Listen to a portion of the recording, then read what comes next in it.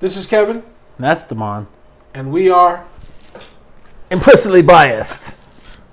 I didn't know you knew about DBZ. Of course I know about that. Oh my God, I think I have a crush on you. Yeah. I didn't know you knew about the fusion. Ah! Of course I do. Our power levels weren't the same. We were off on our It's touchy. okay. I'm over 9,000. That's all that matters. Mine's higher than yours. All right. Kevin, I'm going to ask you something that's a little controversial.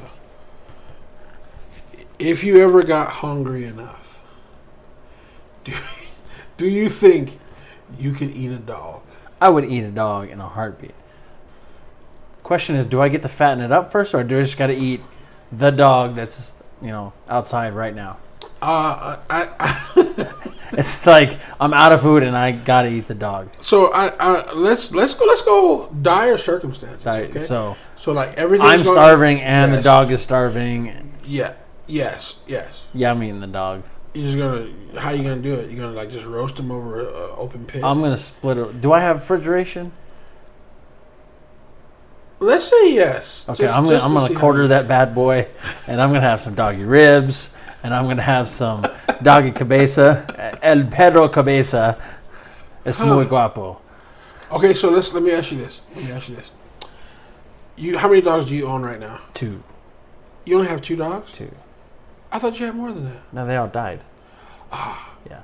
Sorry for your loss. Is your family doing all right? They're doing well. I don't want to be inconsiderate. I know, But I've probably got like 150 pounds right now of good dog meat. Okay, so let's just say, let's say something happens, Kim Jong-un does something crazy, and we're in the dire straits, right? But you can still cook. You have a propane run refrigerator. You can keep it cold. Your refrigerator is going to last for at least another 2 months, right? Are you going to feed your children dog? Absolutely. Are you going to tell them that it's Pongo? Absolutely not. Oh, that is your dog's name, isn't it? It is. That's funny. So are you not going to tell them it's Pongo? You're just going to be like, hey. Well, Pongo's the in-laws, but close enough. I'm not going to tell them. What happened to Pongo? Don't know. He's in a better place. Don't you feel good over there? Namely the septic tank. So let me ask you: Would you try to preserve your dogs as long as possible? Go out and to the neighborhood and try to hunt some other dogs. I would definitely hunt their dogs first. So you would try and to cats and you would eat a cat? I would eat a cat in a heartbeat. Before a dog? Depends on which is easier to catch. I'm pretty sure a dog's gonna be easier to catch because you could just be like, dogs are trusting. Cats are like, I ain't coming over there to that guy.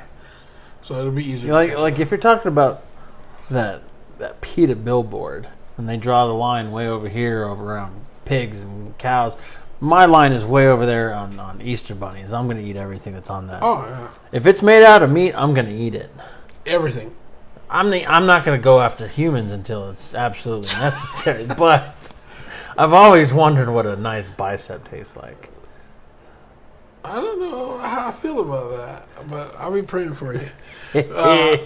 Anyway, so would you eat? I have some turtles. Would you eat one of my turtles? I'm making turtle soup. You would eat my turtle? I would. How dare you? I would share it with you. No, yes. I couldn't eat my turtles. Want to bet? I no, I don't want to bet. No, I don't want to bet. Because if I come in and I smell, I'm like, oh, that smells so good, and I see a shell in there, I'm probably gonna choke you. I'll make sure there's no shell in there. Yeah, I bet you will. So you would eat it? Okay. What about bugs? I'll eat bugs. In fact, there was at the store months ago. There's a chip company called, I don't know what it's called. It's called Cricket Chips. Oh, I remember you. Made out of crickets. Yeah. Fantastic. I liked it a lot. I ate 2 bags of that. There's a bug line that I will eat certain bugs, but for the most part I don't eat the dirty bugs. I eat the clean bugs. So what constitutes a dirty bug? Any bug that doesn't bathe daily. So none of them bathe daily. Yes, they do. There's some of them that literally live in water, and those are the only ones I'll eat. The lobsters, the crabs. Those are the only bugs for me. I smell what you're stepping But the ones that don't bathe daily, the ones that are like rummaging around in poop or no, no, thank you, no. So no Lion King, slimy yet satisfying. Nah, no worms. None of that. None of that. Caterpillars. Not one. No, I'm only eating the ones that bathe daily. Gotcha. I smell that. And those are ones that are delicious. They're fantastic. I know a lot of the guys they quote Leviticus and they go, Leviticus. Listen. I'm not a Levite today. Okay, I'll be a Levite tomorrow, but today you can Levite over there because I'm gonna eat some crab. I'm eating crab, and I'm eating the lobster, and I eat those scallops. I think they won't eat scallops too, or oyster. I'm not a big oyster fan. You eat oysters? Oh, I love them. I've never had them. No, I've had them raw on the half shell, as they say. But this is Arizona, so I don't have that chance very often. Right. No, see, here's my thing. Here's the question that I have. Whenever I get to heaven, if the Lord allows me to go there, I have some questions that I want to ask, and maybe I want him to take me in time, and show me this first or second thing happening. I want to see the first person who saw an oyster and was like, yeah, let me put that in my mouth. I want to see how that all went down. In my mind, I'm hoping that this guy was almost dead and he's whittled away to nothing and he's just oh, I got to eat it. And he just swallowed. He's oh, okay, that wasn't so bad. And he eats more than that. But I just, for some reason in my mind, I just feel like it's just throughout time, there have always been hippies, and there have always been dudes, and there have always been... They may have presented themselves differently, but it's always been the same thing. I just feel like it was probably some kids, and they're try it, come on, man, you can do it. And they open it up, and they swallow it. He's man, it's great. And I feel like that's the way it probably actually happened. I think so. I'd love for God to be hey, let me show you this. Let me show you how that all happened. I would like to see who the first idiot was. I would like to see the second on some of those. The first two just dies. Oh, yeah. And then they're what if we cook it? And I think taro root or it's a Hawaiian dish.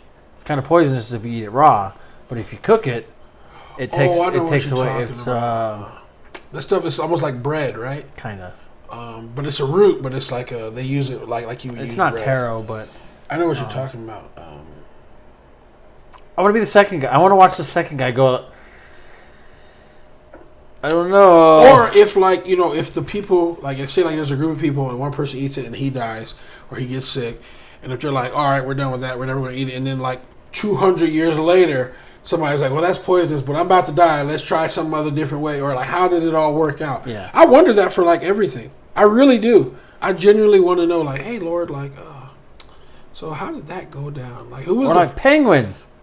Why would you make this poor dude suffer all alone down there in Antarctica? Just walking out. I don't think they're suffering. I think when you look at a penguin, where else could it go and be safe? But why make it at all?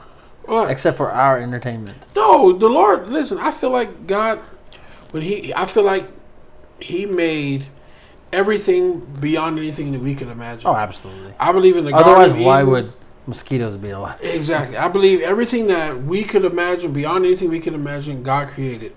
And it was all here on earth. I believe when the things started changing on earth after the flood, after the collapse of the canopy, all that kind of stuff, I believe that's when most everything died. What we see now, I think, is not even 1/8, one fraction what of what used to be. And what survived were just the hardiest, just the things that are just the most hardy. Mm-hmm. So I think penguins are just, they're you know what? The ones that actually, because there's a lot of penguins that don't even go down there. Yeah, there's lots off the coast of Georgia and Africa. And Africa, yeah, all over, yeah. And South America, there's some in South America. Yeah. But I think they're just you know what? If we go anywhere else, something's going to eat us. So we probably should just go to where there's nothing else at. Sure. Because they can't run. What are they going? They can barely run away from the leopard seals and all that kind of stuff. They can barely get away from them, and you see how the leopard seals be walking. Just flops around. So yeah, I think they know if we go anywhere else, we're probably gonna die. We toast. So what animal is just off your list? Whether it be for a preference of smell, taste, the way it looks, what animal were you I just will never eat that? I used to think like skunks or stuff like that, but I know there's cultures that eat skunks. If you kill it soon, it doesn't have time to spray. You're good. Well, if you kill it like right now, Yeah, instantly is what I meant to say. And then, as a kid, as an American kid, thinking about pigeons, how dirty they are, wouldn't eat. But there's whole cultures that eat pigeons, and it's a delicacy. Same with rats. Same with fertilized duck eggs. Right. You know, I am willing to try them all because I'm fat. But so you're down seriously with the Andrew Zimmern philosophy. Absolutely, and I think that philosophy will bring cultures closer together. Right.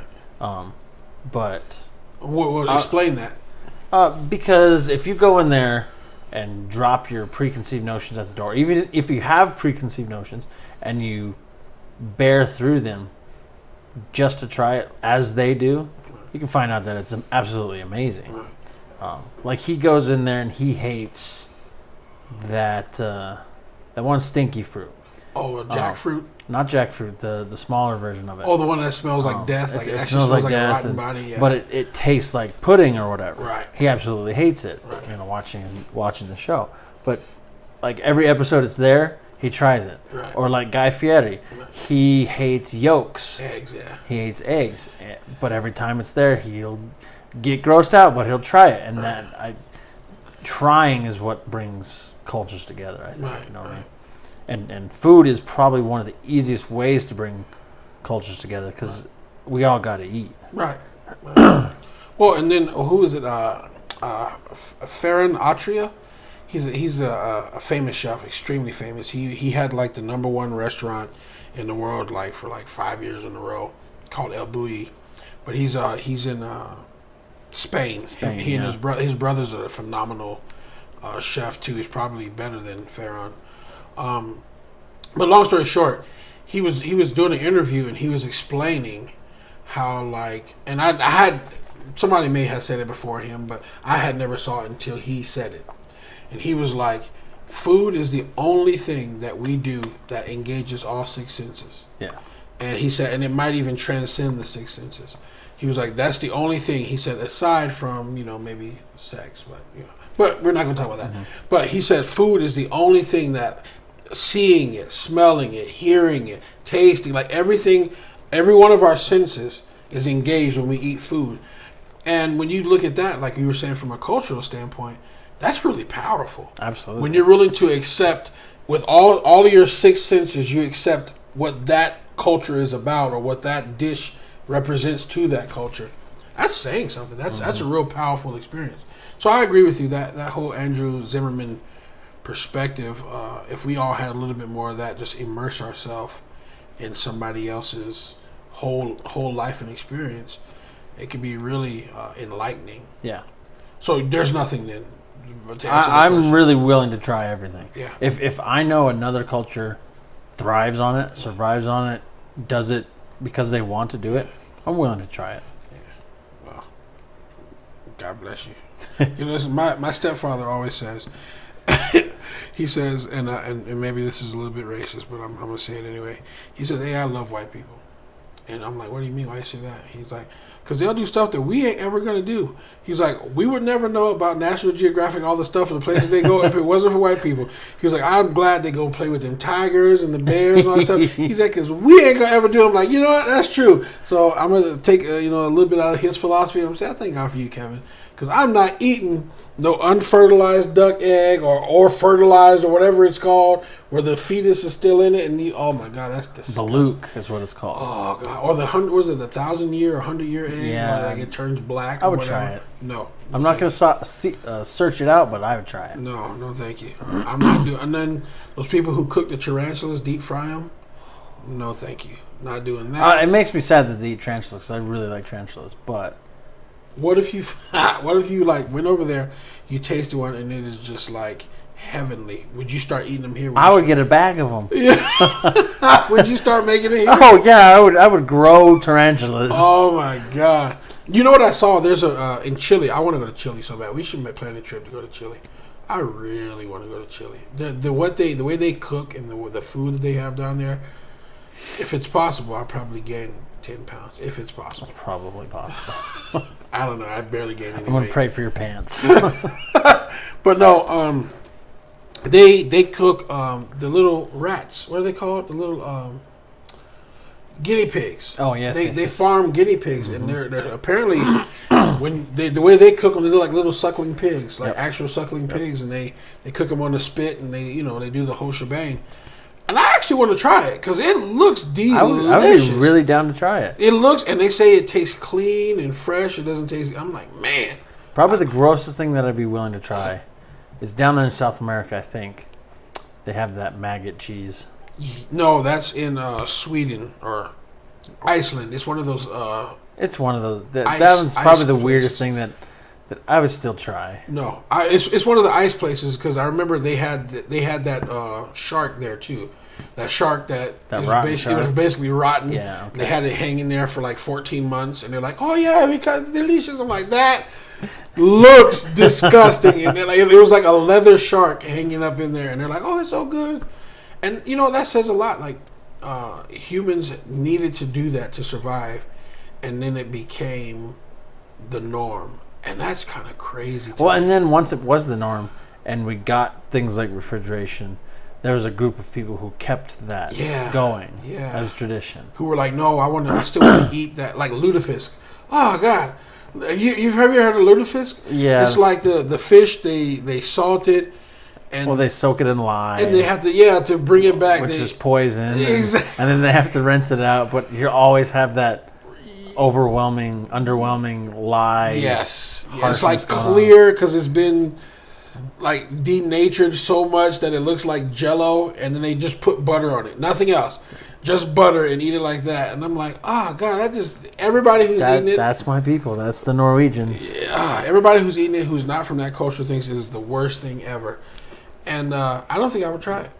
I would try it. Nope. My family's into it from Minnesota and stuff. And, oh, really? Your family actually still eats that? Yeah. It's canned and all. And no, thank you.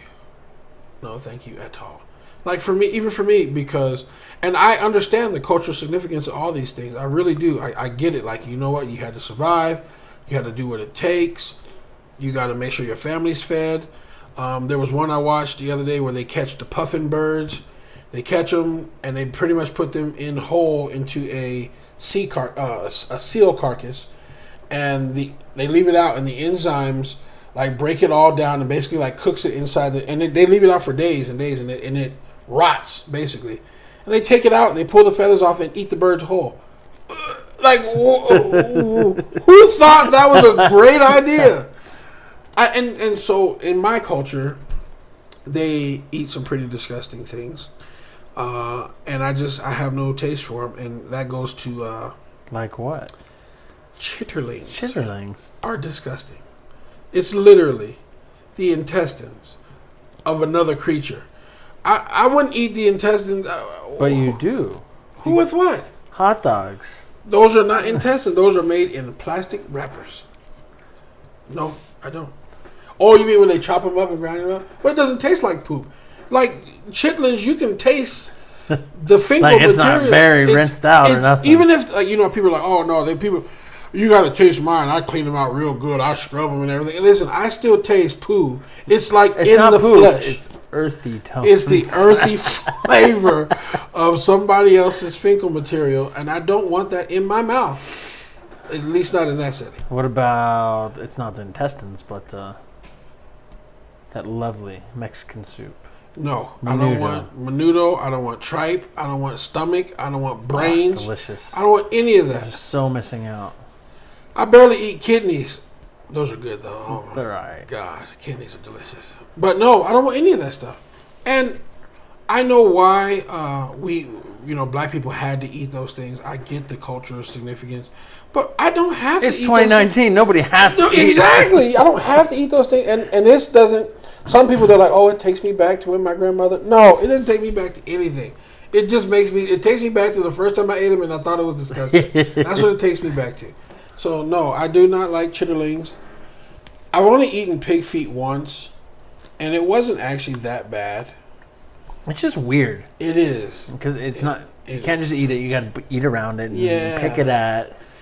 I just rather not. The only thing that I eat that's probably, and it's not even nearly as weird as pig feet but it's oxtails. Oh my That is so word. good, though.